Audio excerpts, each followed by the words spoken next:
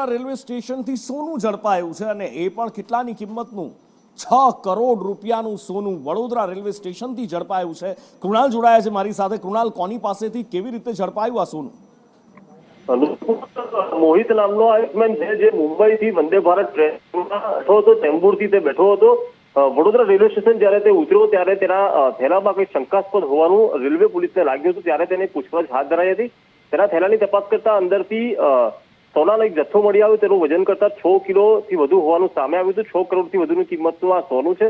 તેની પૂછપરછ હાથ થતા તેની પાસેથી કોઈ બિલ કે અન્ય સંતોષકારક ચીજ વસ્તુ ન મળી આવતા આખરે તેની પૂછપરછ કરતા આ સોનું તે વડોદરા ખાતે કેટલાક સોનીઓને વેચવાનો હતો, મળવાનો હતો, તે પહેલા તે ઝડપાઈ ગયો છે। હવે આ તે સોનું ક્યાંથી લાવ્યો અને કોને વેચવાનો હતો, અગાઉ કોને વેચ્યું છે કે કેમ, તે અંગે હાલ તપાસ હાથ ધરવામાં આવી છે। પરંતુ આટલો મોટો જથ્થો રેલવે સ્ટેશન પર કોઈ સોનું લઈને આવે તેને લઈને પોલીસ પણ સજ્જ થઈ ગઈ હતી। હજુ કૃણાલ, કઈ ટ્રેનમાંથી આ વ્યક્તિ ઉતર્યો હતો? એ ટ્રેન ક્યાંથી આવી હતી? ક્યાંથી આ વ્યક્તિ આવ્યો હતો? શું કોઈ એ માહિતી મળી રહી છે કે કેમ? મુંબઈથી દિલ્હી તરફની આ ટ્રેન હતી, વંદે ભારત ટ્રેનમાં તે બેઠો હતો અને વડોદરા ખાતે રેલવે સ્ટેશન પ્લેટફોર્મ નંબર 1 પર ઉતર્યો હતો અને ત્યારે જ રેલવે પોલીસને શંકાસ્પદ લાગતા આખરે તેના થેલામાંથી આ 6 કરોડનો સોનાનો જથ્થો ઝડપી પડાયો હતો।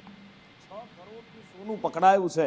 એ 6 કરોડ રૂપિયાનું સોનું કેટલું હોય એ થોડી જ વારમાં તમને બતાવવું છે। આ એ સોનું છે, 6 કરોડ રૂપિયાના સોનાના દાગીના હતા। જો કે કોઈ સોનાની લગડી, સોનાની ઈંટ લઈને નહોતો આવ્યો, મુંબઈથી આ સોનું લઈને આવ્યો હતો। પણ મુંબઈમાં ક્યાંથી લાવ્યો હતો કે પછી મુંબઈથી જ કોઈ જગ્યાએથી લઈને આવ્યો હતો? મોટાભાગની સોનાની બંગડીઓ છે, 6 કરોડ રૂપિયાની આ સોનાની બંગડીઓ છે જે મુંબઈથી લઈને આવ્યો હતો। અને મુંબઈથી જ્યારે એ લઈને નીકળ્યો હતો તો શું એની સાથે કોઈ હતું કે કેમ? અહીંયા અમદાવાદ જ્યારે વડોદરામાં કોઈને આપવાની છે બંગડીઓ, સોનીઓને વેચવાની હતી તો કોને વેચવાની હતી?